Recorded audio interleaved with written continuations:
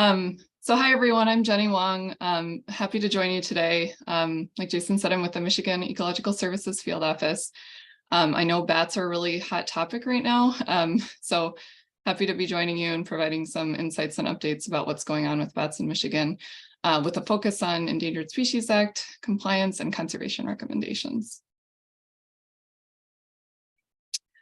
So we have 10 bat species that have been observed in Michigan to date.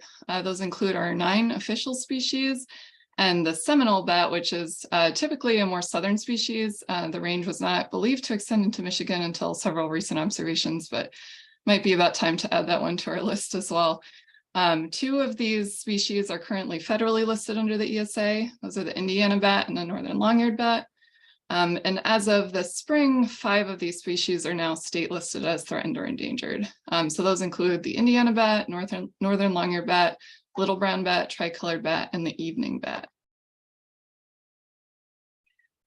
The Indiana bat has been federally listed since before the ESA was even enacted. It was originally listed as in danger of extinction under the Endangered Species Preservation Act of 1966, and it's currently listed as endangered under the ESA, also state listed as endangered.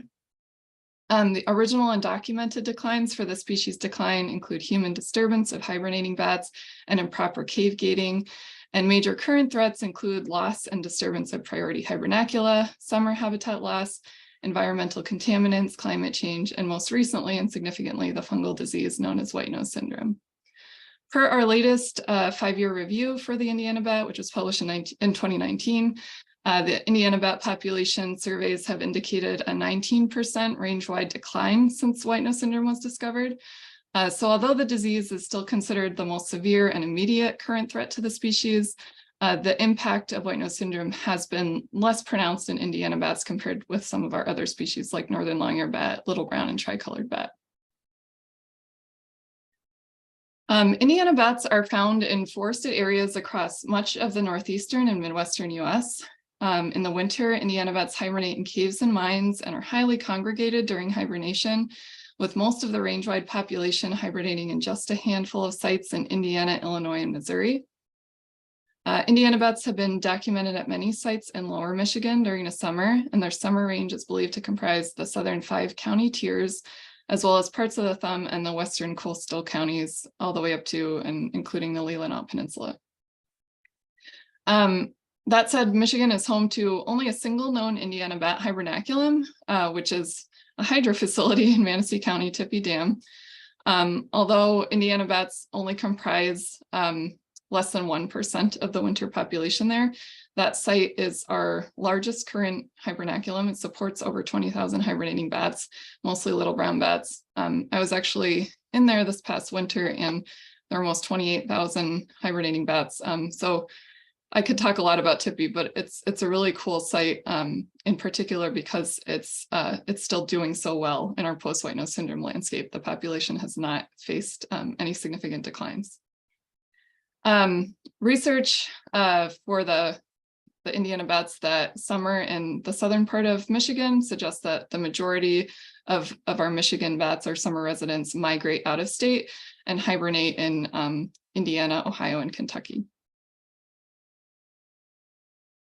And then our other federally listed species is the northern long-eared bat. This one's been getting a lot of recent attention. Although this species was once very common and wide-ranging across much of the US and Canada, they've been very severely impacted by white nose syndrome. Due to these white nose syndrome declines, the service listed the northern long-eared bat as threatened in early 2015 and published a rule under Section 4D of the Endangered Species Act defining take prohibitions for the species the following year in 2016. Following continued severe declines, we published a proposed rule to reclassify the northern long-eared bat as endangered on March 22nd of last year, and the final reclassification rule was published on November 29th. This reclassification became effective at the end of this past March. It removed the species 4D rule because 4D rules can only be applied to threatened species. So it now receives full protection under the Endangered Species Act as an endangered species. White nose syndrome is recognized as a primary threat to the species, but habitat loss, wind energy fatality, climate change, and environmental contaminants are considered additional current threats.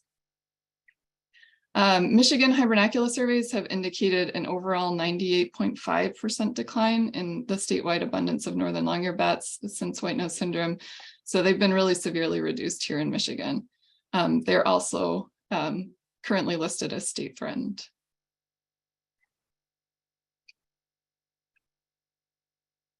Before white nose syndrome, northern long-eared bats were documented in most of our Michigan counties, and they were believed to range throughout the entire state. Although they've declined dramatically as a result of white nose syndrome, winter surveys document that the species continues to occur in Michigan in relatively low numbers.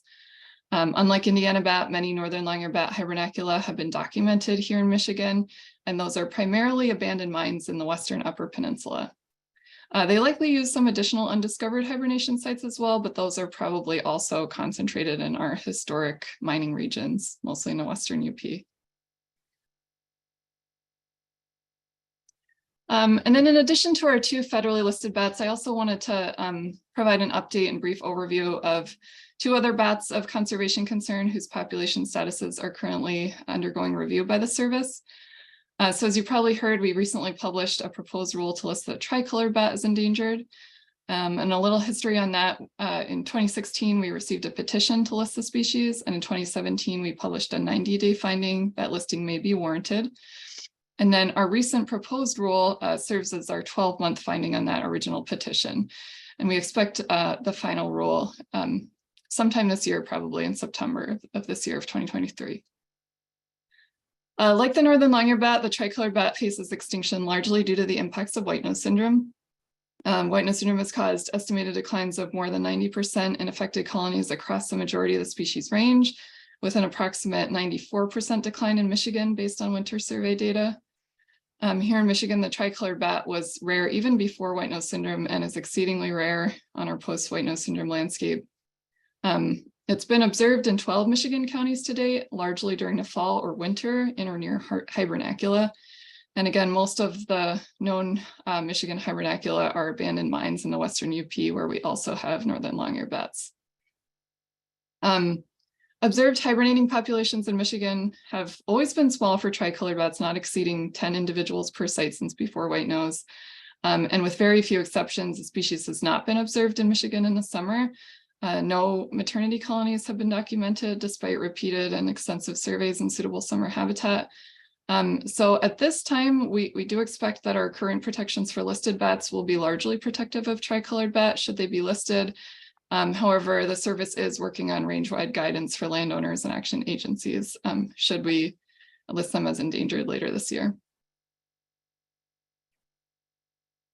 And then the little brown bat is not a federally listed proposed or candidate species. It is state listed as threatened now, but it's also currently undergoing a discretionary status review on our national listing work plan.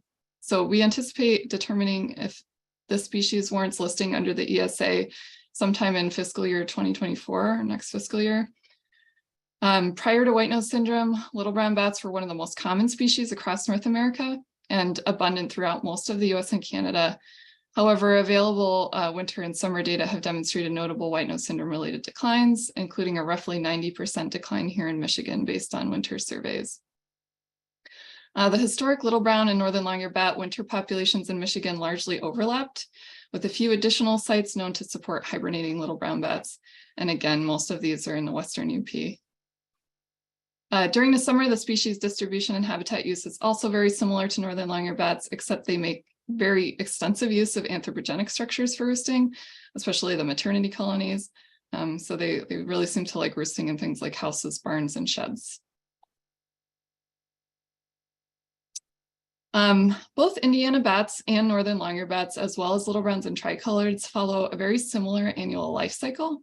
In the spring and the fall, the species undergo migrations of varying distances between summer habitat and winter hibernation sites. Because migration distances can vary substantially, some of these species may spend their entire annual life cycle in Michigan, while others migrate in and out of adjacent states. After the fall migration, bats engage in what is known as fall swarming, which is characterized by large numbers of bats hanging around the entrances of known hibernacula. And this period also coincides with mating.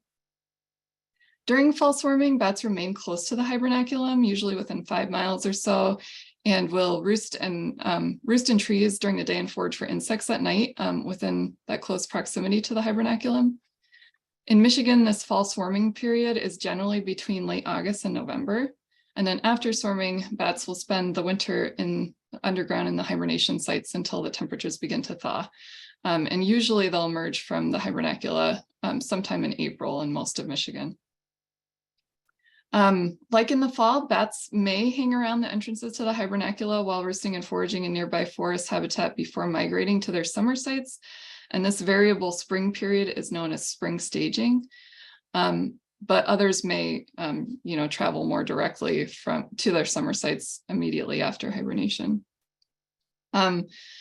And again, while some bats migrate up to hundreds of miles to their summer sites, others, especially the males and non-reproductive females, may remain close to hibernacula year-round, and they'll use similar forest habitat in the summer and in the fall and spring. Then during the summer or maternity period, which lasts from mid-May to mid-August, reproductive female bats form social groups called maternity colonies and roost and raise their young communally in small networks of trees. Bats undergo what's called delayed implantation. So after mating in the fall, the females will become pregnant in early spring, in late spring or early summer, they'll become pregnant in early spring and give birth in late spring or early summer to a single pup, or typically twins for the tricolored bat. And in Michigan, the period of June 1st through July 31st generally captures the variation in timing between parturition and weaning and volancy for all four of the species I've covered. So we refer to June and July as the pup season or the non-volant season here in Michigan. So this is considered the most sensitive period in the species' annual life cycles, as nursing females have very specific energy demands and the young are most vulnerable before they can fly on their own. During the spring through the fall, both Indiana bats and northern longyear bats, as well as little browns and tricoloreds, use a variety of forest habitats and adjacent or interspersed non-forested areas. These can include agricultural fields, meadows, and open water bodies for roosting and foraging. Their preferred habitats include mature, hardwood, or mixedwood forests with greater overstory than understory clutter that allows for subcanopy flight space, and or forested corridors like rivers, streams, small roads and trails, or right-of-ways. Preferred forests typically have high structural complexity, including canopy gaps and edges, nearby open water like ponds and streams, abundance of standing snags or standing dead trees, and the conditions leading to continual snag creation, such as natural succession, flooding, or other natural disturbances, or active forest management. Examples of unsuitable habitat for our listed bats include very young or immature forests, younger monoculture pine plantations, and mostly pure aspen stands, and other highly cluttered forest types lacking flight space, vegetative diversity, which has been linked to insect abundance, and potential roost trees. When it comes to individual trees, our Indiana bats mostly use large dead or dying trees or live trees with naturally exfoliating bark, such as shagbark hickory. They seem to prefer roosts near water bodies, forest edges, fence rows, and or canopy gaps, which provide optimal solar radiation. And they like quick access to drinking water and foraging sites as well. The smallest reported Indiana bat roost tree was only 2.5 inches in diameter at breast height, but most are greater than 5 inches DBH, and most maternity roosts, which are the most sensitive roosts, are at least 9 inches in diameter. Indiana bats use a variety of tree species, but the most commonly selected species are dead or dying ash, elm, maple, poplar, and oak, as well as both live and dead hickory. And then uncommon Indiana bat roost species include beech, basswood, cherry, box elder, willow, and conifers. Indiana bats largely prefer to roost beneath peeling bark. So trees that offer these big sheets of exfoliating bark are the ideal roosts for this species, but they'll also occasionally use large cracks or crevices in trees. And infrequently, they have also been documented roosting in buildings or bat boxes. In general, northern longyear bats tend to show more flexibility or plasticity in their roosting preferences compared to Indiana bats. They've been documented in over 35 roost species, including both hardwoods and conifers and both live and dead trees. And compared to Indiana bats, they're often found in smaller trees with maternity roosts as small as 3 inches in diameter reported, and in trees with a higher degree of canopy cover. They seem to need less solar radiation than Indiana bats prefer. They also frequently utilize cavities or hollows in trees in addition to cracks and crevices and loose bark. Compared to Indiana bats, they're also more likely to roost in interior forests rather than edge habitats. And not only has this species been tracked to various tree species of various sizes and structural characteristics, but they've even been found roosting in stumps and fallen logs, albeit very rarely. Additionally, the species is infrequently found roosting in anthropogenic structures, such as buildings and bridges. So this slide just shows some crazy examples of actual northern long-eared bat roosts to show you just how much roosting variation this species can display. When it comes to individual trees, the Fish and Wildlife Service defines potential roost trees for both listed bats at a minimum as any tree with loose bark, cracks, crevices, or cavities or hollows that is at least 3 inches in diameter at breast height and within 1,000 feet of suitable forested habitat. That said, the highest quality roosts for both species, especially the maternity colonies composed of reproductive females and their young, include really large dead or dying trees or live trees with large pieces of loose bark. They're generally hardwood trees and trees with higher solar exposure than the surrounding forest. And they're often trees near open water bodies like streams or ponds. Here are some examples of high quality roosts for both listed bats.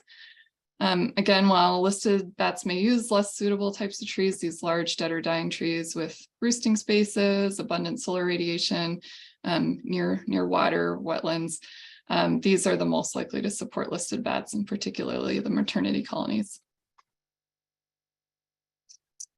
Examples of unsuitable roost trees for listed bats would include healthy live trees with no defects, no cracks, crevices, hollows, or loose bark. Trees that are under 3 inches in diameter, trees that are isolated from other trees or suitable forests by more than 1,000 feet, trees with dense branches or vines that obstruct flight access to potential roosting spaces, and downed logs or branches, despite the rare report of northern long-eared bats using these.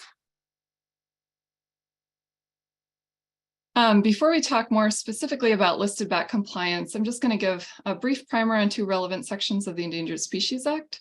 So under Section 9, it's illegal for any person to import, export, or take an endangered species for any purpose without a permit. And then we define take as to harass, hunt, shoot, capture, trap, kill, collect, wound, harm, or pursue an ESA listed species. And then we further define harm as an act which actually kills or injures wildlife. And this may include significant habitat modification or degradation where it actually kills or injures wildlife. For threatened species, the service can issue regulations under Section 4D of the ESA to extend either some or all of the Section 9 prohibitions. So I mentioned that until recently, we had a 4D rule in place for the northern long-eared bat that defined take prohibitions for the species. However, when a species is listed as endangered, Section 9 take prohibitions are automatically extended to it. So now that the northern long-eared bat has been reclassified as endangered, that former 4D rule no longer applies, and both of our listed bats now have the same protections under Section 9. And in addition to the Section 9 prohibitions, Section 7 of the Endangered Species Act directs all federal agencies to ensure that any action they authorize, fund, or carry out does not jeopardize the continued existence of a listed species or designated critical habitat. So Section 7 consultation is also required for any federal actions that may affect either of our listed species. In Michigan, the majority of our federal and non-federal activities with potential to affect and or result in incidental take of our listed bats would be those that involve modification of known or potential habitat. So when listed bats are present or potentially present within a project area, there are 2 primary considerations for evaluating the potential for habitat-related impacts. And these are the timing or season of impacts and the extent in terms of acres or proportion of habitat impacted. Timing considerations include seasonal habitat use between annual fall and spring migrations, as well as reproductive phase. So as I previously mentioned, the most vulnerable stage for listed bats' annual life cycles is the non-volant or pup season, when the young of the year are nursing and unable to fly. At this stage, potential impacts are greatest because bats are the most colonial, the most concentrated within home ranges and within individual roost trees, and they're less mobile or able to flee in response to direct impacts. Even when activities are timed to avoid seasons when bats may be present or most vulnerable, removal of a significant proportion of the available habitat could also lead to indirect adverse effects or harm, which, as we learned in the last slide, is a form of take under the ESA. So depending on the timing and extent of the impacts, we consider the following activities as having some potential to adversely affect or result in take of listed bats in Michigan, and often recommend conservation measures for these types of activities. So these would be projects that affect hibernacula, projects that involve cutting or trimming potential roost trees or clearing suitable forest habitat, prescribed burning, pesticide application, particularly insecticide and rodenticide application, or removal or modification of a suitable bridge or culvert or a building known to contain roosting bats. Currently, we consider Indiana bats potentially present wherever suitable habitat occurs in a species range. So to avoid adverse effects or take of Indiana bats in suitable habitat, we recommend either conducting a presence or probable absence survey in accordance with our range-wide survey guidelines. I have a picture of the most recent version of those guidelines there, or assuming presence, forgoing surveys and assuming presence, and then implementing protective conservation measures, such as cutting potential roost trees during the hibernation period or the inactive season, or at least avoiding the pup season. In addition to these range-wide survey guidelines, our field office has also developed and published Michigan-specific project design guidelines and a Michigan-specific habitat suitability model for the Indiana bat. And these are intended to assist Michigan project planners in evaluating and avoiding or minimizing impacts. And then, so I guess just to give you an explanation of what the model is intended to do, we do recommend slightly different conservation measures for projects that are in or outside of modeled habitat. For instance, we only recommend cutting trees outside the non-volant pup season if you're outside of our habitat suitability model, versus recommending avoiding the full active season in modeled habitat. Like the Indiana bat, we used to provide Michigan-specific project design guidelines for the northern long-eared bat. Prior to the effective date of the new final listing rule, we had those up on our website as well. And then when the species was reclassified, our initial plan was to combine the habitat suitability models, that the one that we have for Indiana bats that's publicly available, and a new one we recently developed for northern long-eared bats, combine those and combine our project planning recommendations for both bats into a single document, and then integrate the new range-wide guidelines for northern long-eared bat. Our thinking was that compiling everything in one place would be easier than sorting through several different documents.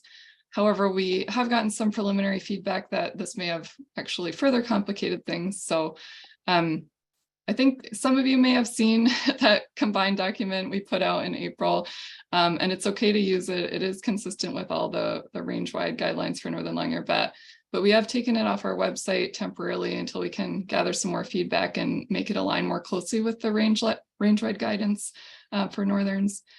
We're also planning to keep our recommendations going forward for the two bats separate. So we'll keep a separate Indiana bat guidance document from anything new we develop for the northern long-eared bat.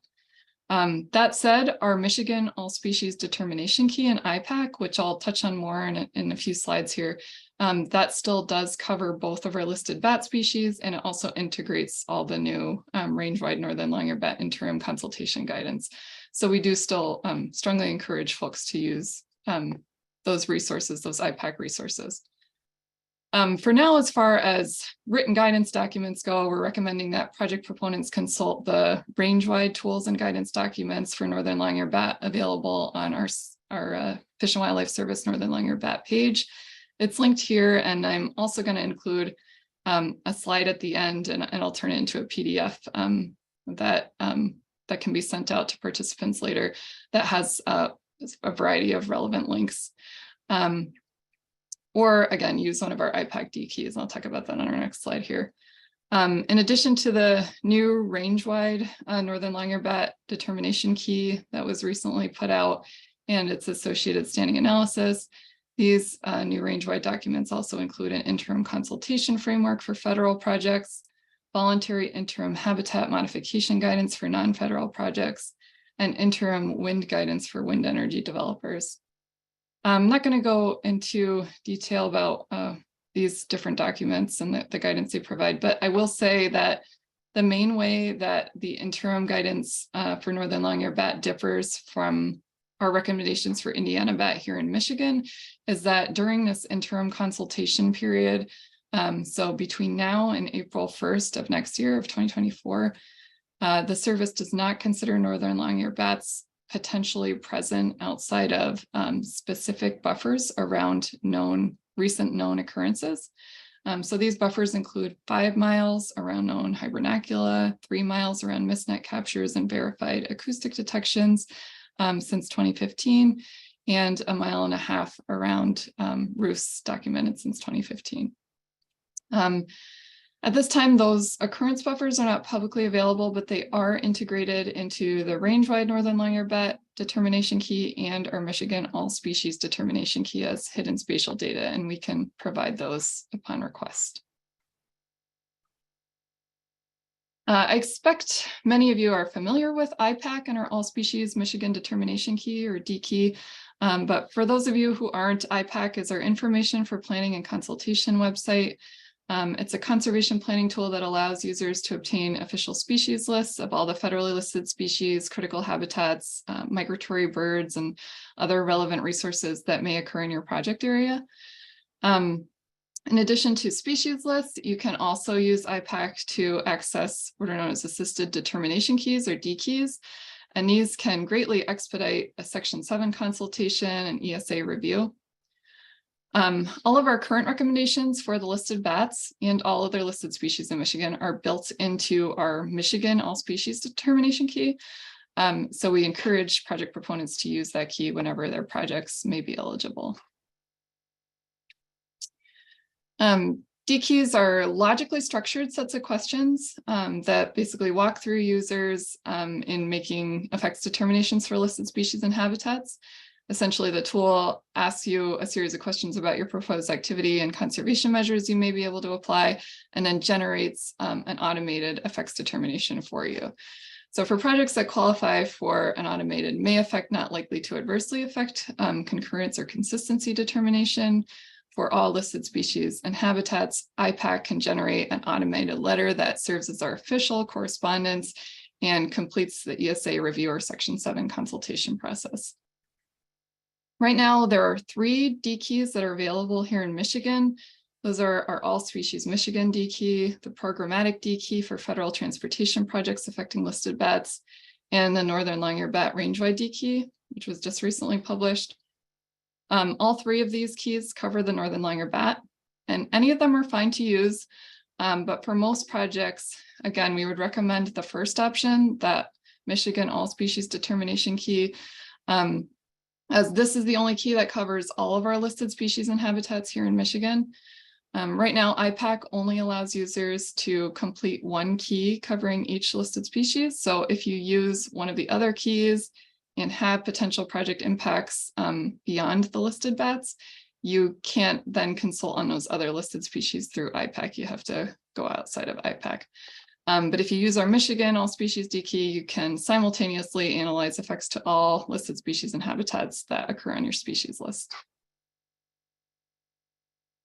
The Michigan D key covers most types of federal and non-federal projects, routine, predictable projects, relatively small in scale, and common project types that are covered by this key and that we see coming in through the key all the time include vegetation management, transportation projects, telecommunication towers, transmission and utility lines, oil and gas pipelines, solar power facilities, commercial, residential, and recreational developments, agricultural activities, restoration projects, dredging and filling of wetlands or water bodies, and military operations. The key explicitly excludes projects with potential for very broad or less predictable types of impacts. And these excluded project types include wind energy development, certain types of communication towers, aerial application of chemicals, or large volume groundwater withdrawals. These projects we just really can't cover in an automated process based on their scale and lack of predictability.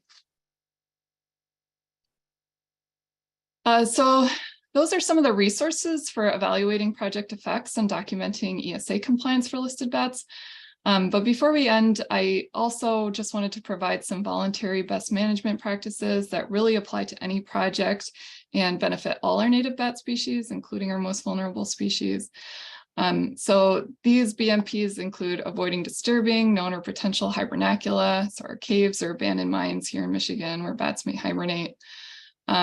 Avoid impacts to suitable forested habitat during the summer, especially during June and July, when those non-foliant pups may be roosting in the trees.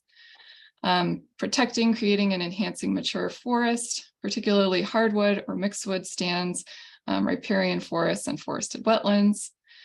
Preserving wooded corridors, such as tree lines and fence rows, and especially in fragmented habitats like agricultural dominated landscapes. Protecting potential roost trees, standing dead trees, standing snags, and limiting the use of chemical insecticides. And then here's the list of some links and resources I mentioned during my talk that may be relevant. Happy to provide these in PDF form and happy to answer any questions that have come in during the meeting. Thanks again for your time and participation. Thanks so much, Jenny. Quick reminder for those of you that do have questions, please feel free to submit them in the Q&A tab at the bottom of your screen. And in the meantime, we have received some questions, so I'll read them out and then feel free to answer them. So the first is, by increasing the amount of forest edge habitat, has agriculture had a significant impact on bat populations? That's a great question. I'm not aware of any studies that have looked into that, but I do know a lot of our historic roosting areas for Indiana bats and northern longyear bats in the southern part of the state have been in mixed agricultural forested settings. And those tree lines, those edge habitats near agricultural fields, they provide really ideal roosting habitat, particularly for Indiana bats. So I wouldn't be surprised if there's some kind of link with roosting habitat quality in those mixed agricultural forested landscapes. Awesome, thank you. The next question is, will our listed bats use buildings or bridge structures in highly urbanized areas, particularly in structures that are not located near forested habitat? We don't think so. That's also a good question that we don't have a whole lot of data on. But the thought in our official stance at the Fish and Wildlife Service is if a bridge or structure is further than 1,000 feet from suitable forests, we don't expect the bats to be traversing those open areas, non-forested areas, to get to those resources. So we don't expect highly urban buildings or bridges to provide adequate roosting space. Next is, how much dropout room does a bat need to leave the roost? They do need, I'm not sure of an exact parameter to give you, but I would say at least like 2 feet or so. We do have some specific guidelines in our, I can also include this link, I can add this link to the slide and send that out in a PDF. But the Federal Highways Transportation Programmatic I mentioned, they have really good guidance and like videos and other resources for assessing the suitability of bridges for bat use. And part of that is the distance between the bridge deck and any water. And I think they recommend it's either at least 2 feet or 2 meters between the water height and the deck to allow the bats to drop down. So I'll try to include another link in my PDF there. Thanks. There's a few more questions. So Sure. is, quote, within 1,000 feet of a suitable forest habitat subjective based on life cycle requirements, or is there a definitive definition of suitable forest habitat? We don't have a precise definition for suitable forest. I went over some examples of what we would consider suitable versus non-suitable. So sometimes it's very clearly non-suitable if it's a really cluttered forest, an immature forest where all the trees are under 3 inches in diameter, really cluttered forest where there's not adequate subcanopy flight space. We can rule those out as suitable. But otherwise, unless you're kind of on foot scoping out the forest in person, just based on aerial imagery, it can be hard to rule anything out as suitable. So, and a lot of our forests in Michigan are just going to be suitable for bats. So typically, especially if you're doing desktop analysis, just looking at aerial imagery, we would define it as 1,000 feet from any forest. Gotcha. Next is, can you hear Indiana bats and northern long-eared bats in roost trees? And if so, what do they sound like? Do they sound high-pitched or chatty? Yeah, that's a good question about like what kind of techniques can you use other than an emergent survey to see if bats are roosting in a tree. You may be able to get a reaction from bats if it's a large roost, and the bats are not very deep in torpor. By kind of knocking on the tree, you may be able to hear them. They do.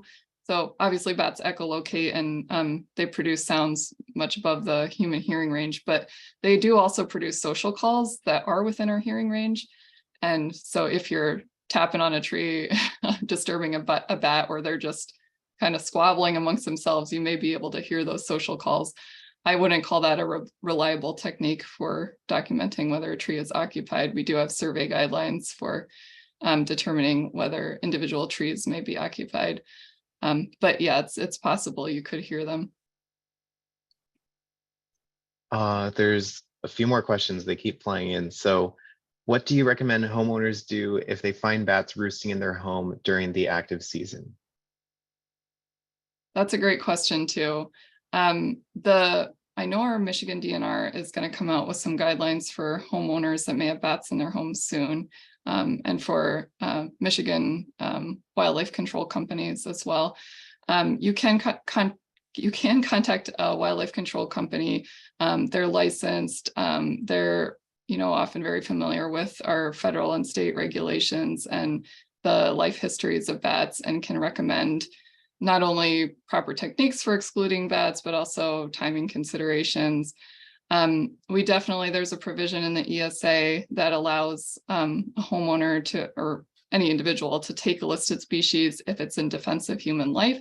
So if you're ever in a situation where bats are occupying living spaces, especially where people sleep or where there's young children, don't delay action by, contacting wildlife control company or performing your own exclusion. But to the extent that you can block off living areas from where these bats are roosting and kind of wait until the end of the active season, so at least till August when the pups are able to fly, then you can guarantee that you're not trapping any non-volant pups in your house, because not only is that bad for the bats, but then you can end up with like carcasses rotting in your own house. So if you can wait until all the bats are able to fly after the active season and exclude the bats, then that's great. And then we often recommend, if you've had a really big building roost and you want to get the bats out, maybe putting up some bat boxes around your property that the bats can move into. Usually if they've been living in a building for a while, they have developed a preference for those anthropogenic roosts. And so they might really appreciate a bat box nearby to move into. Perfect, thank you. 3 more questions so far. So the next one is, many tree lines in southeastern Michigan agricultural landscapes have recently been cleared. Does the U.S. Fish and Wildlife Service have any outreach with the U.S. Department of Agriculture, Natural Resources Conservation Service to protect or monitor these types of activities? We do frequently work with the NRCS. We met with them fairly recently and have been talking about more bat-related outreach to the agricultural community. I I have not heard of specific concerns about loss to forested habitat near our Michigan agriculture, but we do like to keep open communication with NRCS and would like to do some more outreach with the agricultural community. Hope that answered the question. No, that's great. Thank you. Does the U.S. Fish and Wildlife Service share occurrence data with the Michigan Natural Features Inventory? Yeah, we unfortunately can't share all of our listed bat records. We do have some business confidential and proprietary data, but we do also work closely and regularly with MNFI, and also recently met with them and are exploring some additional data sharing that we can do with MNFI to make sure that people are getting all the relevant information no matter where they go. So there are some constraints there with data sharing agreements, but it's something we're continuing to work on. Gotcha. This might be from somebody that joined late, but was it mentioned that the little brown bat is now listed in Michigan? Yes, the little brown has been recently listed as threatened in Michigan, along with tricolored bat, northern long-eared bat, and evening bat. And then Indiana bat is state listed as endangered. Perfect, thank you. So we do have one more question. So for anybody else that has questions, remember to throw them in at the bottom. So the last question we have so far is the MNFI recommends that seasonal tree clearing occurs during the bat's inactive period from October through March 31st. However, how do you determine if a forested area can be cleared during the summer, except the pup season or June or July? Is this based on Indiana bat or northern long-eared bat manual guidance?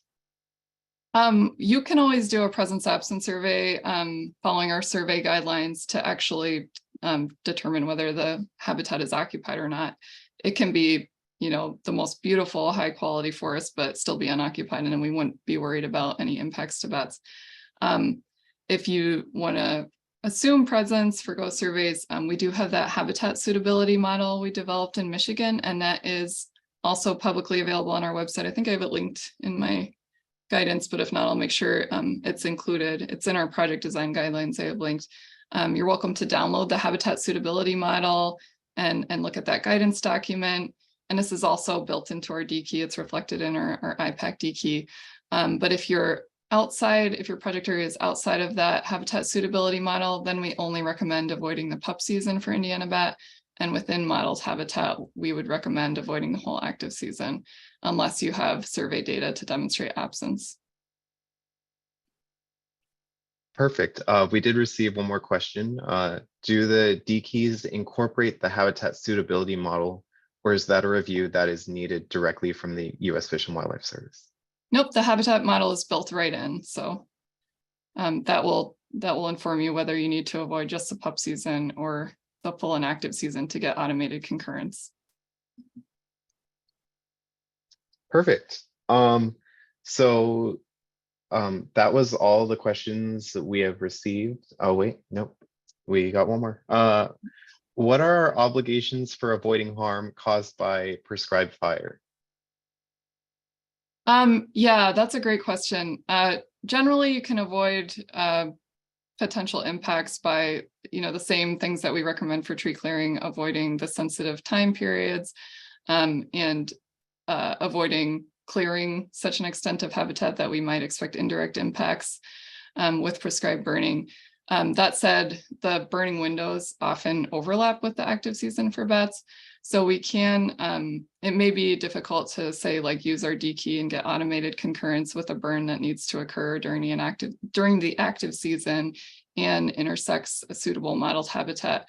But we can recommend specific measures for individual projects, like keeping flame heights below a certain height, and other measures associated with managing the fire to prevent the potential to take the listed bats.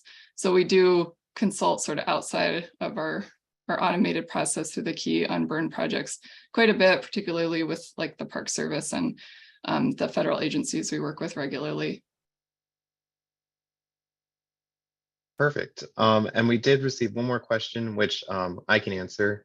It's if these slides will be made publicly available. So we are recording this webinar and we will post that on YouTube, which all the registrants will receive that link. And Jenny, you did mention that link list that you made, you would be able to make that in a PDF to give to all the participants. Is that Yep. correct? Yeah, I'm happy to do that. And I think, yeah, there's at least 2 links I may not have added that I'll make sure to add in before I send that out. Perfect. For the questions, that's for that. Yeah, so that was all of our questions. And so we just wanted to thank you again so much, Jenny, and the U.S. Fish and Wildlife Service for taking the time to put on this webinar. And with that, if there are no more questions, so for everybody attending the webinar, you will receive a link with the recording, and you will receive an email with a survey and a certificate shortly after this webinar is done.